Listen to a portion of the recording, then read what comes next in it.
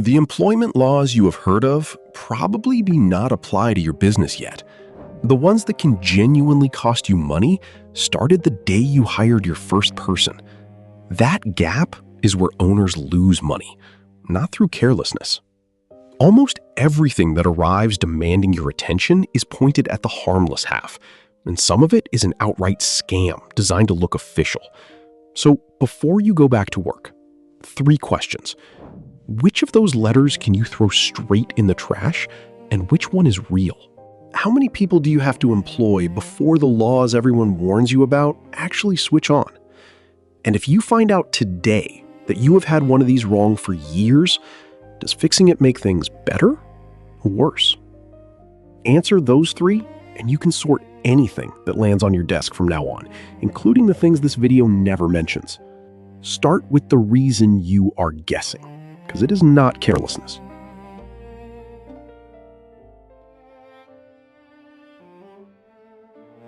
Think about what actually lands on your desk. Letters arrive that look official, cite requirements that sound real, and ask you for a few $100s. There are bots scraping state websites for newly formed businesses, and the letters go out saying you need posters and registrations and other official-sounding requirements, hoping an inexperienced newbie will bite and send money. And they find you fast. An LLC approved on the Monday, and the letter arrived almost immediately after. Sometimes they do not even post it. In a New York restaurant, people walked in during a rush saying they were from some special department. They needed to see the labor posters immediately, and the manager stopped everything to help them. Those posters are free. You download them from the agencies and print them yourself, and the fine print on the letter admits it is not a government agency at all. And it is not only the scammers doing this to you. A family business with 4 employees was told by their own payroll provider that Oregon requires an employee handbook or they would be fined. Oregon requires no such thing, and the sales calls kept coming once a month anyway. So you learn something reasonable from all of that. Urgency usually means a bill, not a law. And then you apply that lesson to everything, which is right almost every time, and wrong about the 2 or 3 things that can genuinely bite.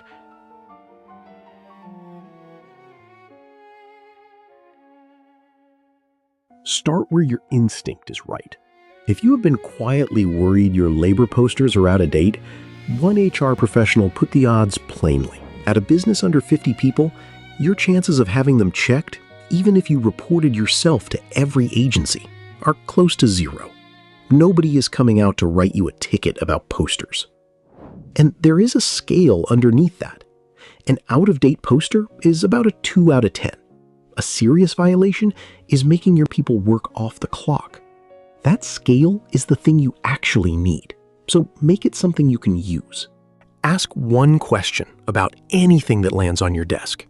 If you get this wrong, does it end with a notice missing from your wall, or does it end with money you owe a person? Money you owe a person is the expensive column. Wages a worker earned and did not get. Taxes you should have withheld. A claim they file after they leave. Those compound, and they can be collected from you for years afterwards. There is one carve-out, and it is the exception that catches people out. 2 things carry their own fine per item, whether or not you owe anybody a penny. Your new hire verification forms are the first, and workplace safety is the second. And you should know exactly what this video does not cover there. Safety fines are the largest numbers in this whole subject. They run into 5 figures per violation, and inspectors do turn up unannounced in trades and kitchens and workshops without anybody having complained. That deserves its own video, and it is not this one. So if you run a physical operation, do not take anything here as your safety position. Federal Safety runs a free consultation service for small employers at osha.gov/consultation, and it is separate from enforcement. Start there and treat it as its own homework. So your rule is this: money you owe a person always costs you. Your hiring forms and your safety obligations cost you on their own. Everything else only costs you once someone is already looking. Posters get added to a bill once one has already started, never the thing that starts it. That is the honest version of enforcement, and it tells you where to look. Outside those two carve-outs, almost nothing starts with an inspector choosing you at random. It starts with a person. Someone who used to work for you files for unemployment, or calls the state labor department, or answers a question in an audit about something else. In the 2025 financial year, the Federal Wage and Hour Division recovered more than $259 million in back wages for roughly 177,000 workers. That is about $1,465 each. Almost none of it started with an inspector turning up at the door.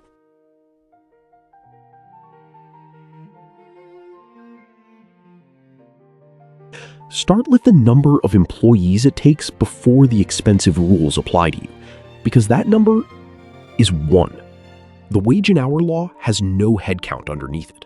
It covers you outright above $500,000 in sales, and below that, it still covers your people individually if their work touches business across state lines. Its own example is handling credit card transactions, because card payments run through the interstate banking system. So if you take cards, you are almost certainly inside the federal wage and hour rules, whatever your size. Your new hire paperwork is the same. It applies from your first employee, always. Now, the ones that do have a head count, which is where your relief is. Discrimination, disability, and genetic information start at 15 employees. Age discrimination at 20. Family and medical leave at 50. And only for people at a site where you employ 50 within 75 miles. So with 9 people, you sit under the size limit for most of the famous ones, which is exactly why it is easy to decide you are too small to worry about any of it. That reading is half right, and the half it gets wrong is the expensive half. Which brings you to the one thing here you do not get a vote on. There is no such thing as a 1099 employee. Your worker doesn't get to choose it either. And putting a person on a salary does not make them exempt from overtime, which catches you if you were trying to be generous. What decides all three is how the work really happens, day to day. Who sets the hours, whose systems get used, whether they work for anybody but you. Getting that wrong costs more than it looks like it should. You owe the back wages, usually the same amount again in damages, unless you can show you acted in good faith, and the payroll taxes on top. Under federal law, that reaches back 2 years, 3 if it is judged deliberate, and your state may reach further. And the overtime half of it is the biggest bill in this whole subject. In the 2025 financial year, unpaid overtime on its own accounted for about $127 million of federal back wage recovery across 101,000 workers.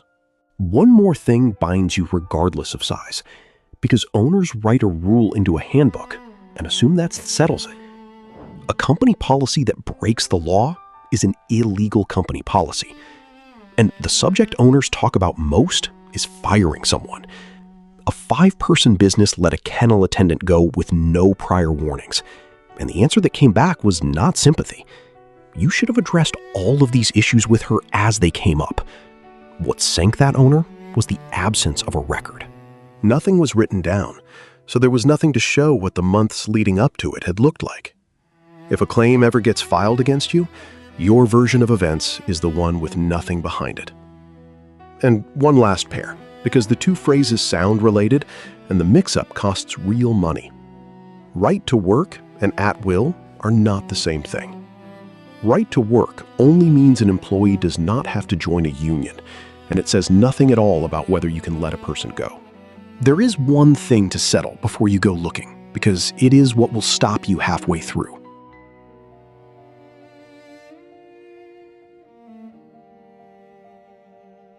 If you check your people and find someone who has been on a 1099 for years and should have been on payroll, the fear that arrives is not really about the money. It is that touching the problem at all is what gets you noticed. Reclassifying someone now could actually look worse and open a bigger can of worms than just leaving it alone. That fear is real, and it is the wrong way round. Changing how you treat a worker from today is a correction. Going back and rewriting what you did last year is falsification. And that is the one that turns a problem you can fix into one you cannot. And the clock does not stop while you decide.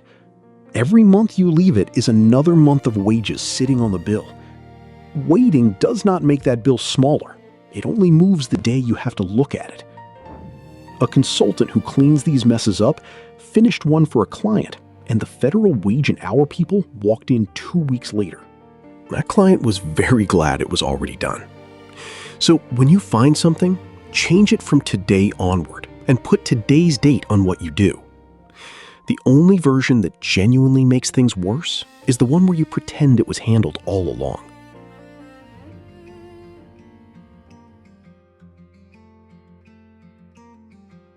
Five things, and the first one takes half an hour.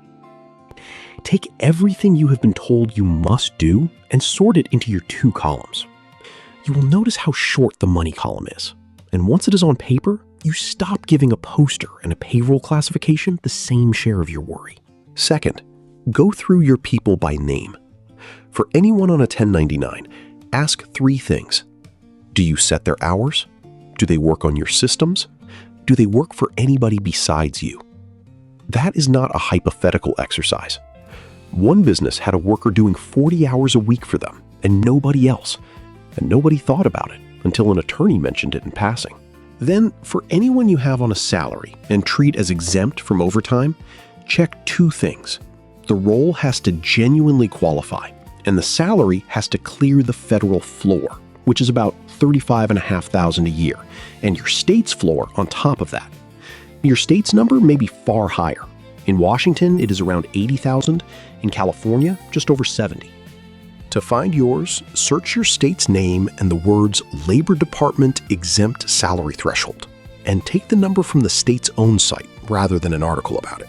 That is a 5-minute job, and it is the number that binds you. Write your answers down. A couple of hours, and it is the most valuable thing on this list. Third, get the hiring paperwork straight before anyone asks for it. You need a completed Form I-9 on file for every employee from the day they start, so check you have one for each of your people. If some are missing, you are in far more company than you think. A business in California found out after 10 years and about 20 employees that it had never completed a single one.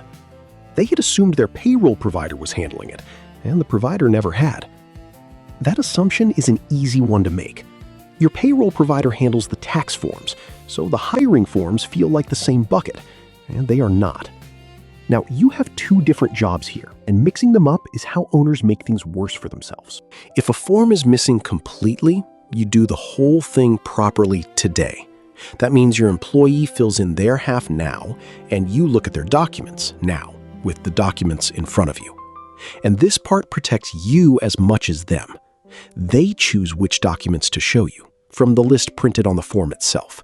You do not get to ask for a particular one.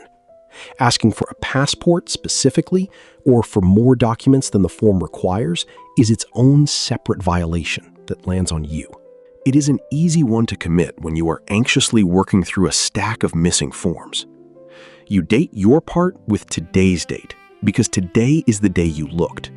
Their original start date goes in the box that asks for their start date, and nowhere else. What you must not do is write down today's inspection of those documents as though it happened years ago. The difference matters. A missing form is a paperwork violation. A backdated one is falsification, and that is a different category of problem that you cannot walk back. If a form exists but has a blank or an error, you do not start again, and you do not fill it in as though you had done it years ago. Draw a single line through the wrong part. Write the correct information beside it, then initial and date that correction with today's date. Never erase and never use correction fluid, because concealing the change turns a mistake into something that looks deliberate. Attach a short note saying why.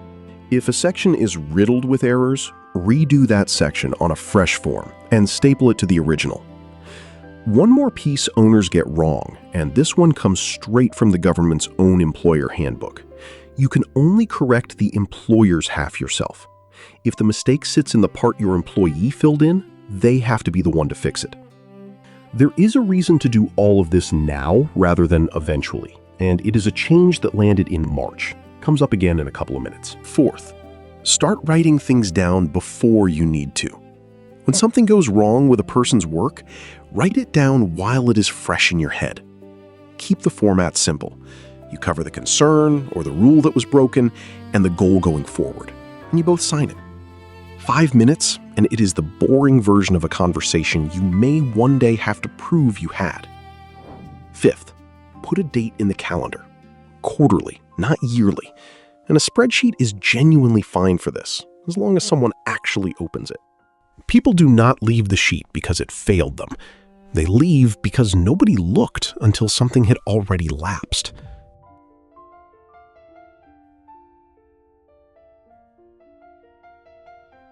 For nearly 30 years, if you got a small thing wrong on a new hire's paperwork, an inspector flagged it and you had 10 business days to fix it. No fine, and that was the deal. In March of 2026, most of that deal went away. More than 10 of the most common errors were moved into the category that carries a fine the moment it is found, with no chance to correct. The fine runs from a few $100s up to nearly $3,000 per form. And these are not fraud, just a date of birth left blank, a missing date beside a signature, a document number written down incompletely, even when a clean photocopy of that same document is sitting right there in the file. None of that was hidden from you. It was published in the ordinary way agencies publish things, which is to say, in a document you were never going to read while you were running a 9-person business. So open your files this month rather than next year for one reason only. Those 10 days still exist on paper, and almost none of the mistakes you were likely to have made still qualify for them. Before March, an inspection notice gave you time to fix almost every error it named. It still does, but only for a short list of small things. The errors most likely to be in your files are not on that list. There is one more change from this year, and it is the kind that makes an owner relax at exactly the wrong moment. 2 headlines went around. Federal enforcement on contractor classification did ease, and the higher overtime salary threshold was formally rolled back in May. Neither of them protects you.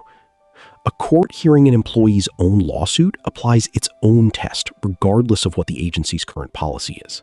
California, Massachusetts, and New Jersey use a standard far tougher than the federal one, and plenty of state salary floors sit well above the federal number. Whatever your state says is the number that binds you.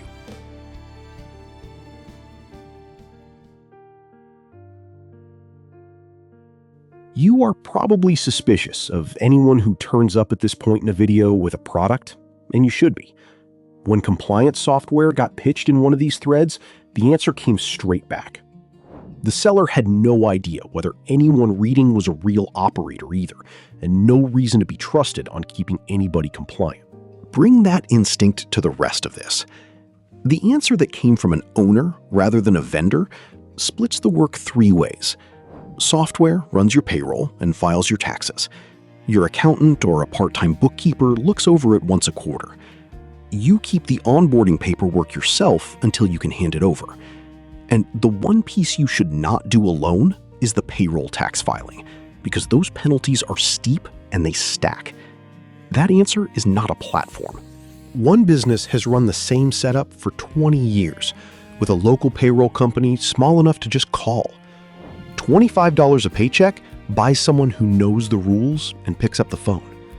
So if you were still on a spreadsheet and a payroll company you can phone, that is not the thing holding you back. Which brings up the tool you may well have opened for this already. If you are going to try ChatGPT or Claude on it, the edge is worth knowing before you start. Start with where it genuinely helps.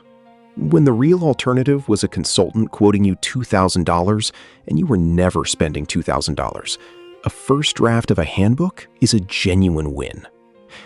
And the line worth borrowing runs like this.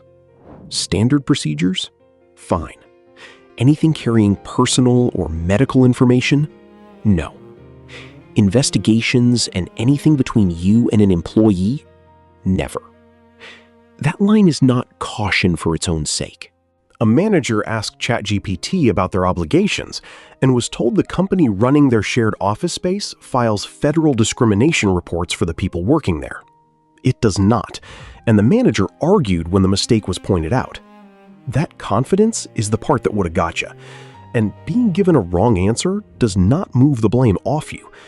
When Air Canada's own chatbot told a customer something untrue, a Canadian tribunal held the airline responsible for it, not the software. Stale answers are the other half of this. Search for Colorado's new rules on AI and hiring, and nearly every article still tells you they took effect in June. They did not. Colorado replaced that law in May and moved it to January of 2027, and it is still being argued over. Meanwhile, Illinois has rules on AI and hiring that are in force right now and get a fraction of the coverage. Anything written before May will give you the old answer on both, and it will sound completely certain doing it. One more, because it catches people. Using AI to screen applicants can create an obligation for you rather than remove one. If you hire in New York City and your tool screens or ranks candidates, you owe an independent bias audit and a notice to those candidates. And there is no headcount underneath that one either. Your hiring software may already have those features switched on without you ever turning them on yourself.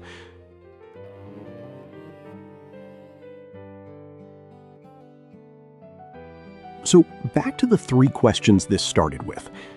Any letter that lands on your desk is only expensive if getting it wrong ends with money you owe a person. The famous laws switch on at 15, 20, and 50 people, and the ones that cost you the most switched on the day you hired your first. And fixing something today is always safer than leaving it alone. Before the list, one thing. This video has walked you through real procedure. None of it is legal advice, and none of it knows your state. Where something looks serious, an hour with an employment attorney costs less than the thing you are worried about.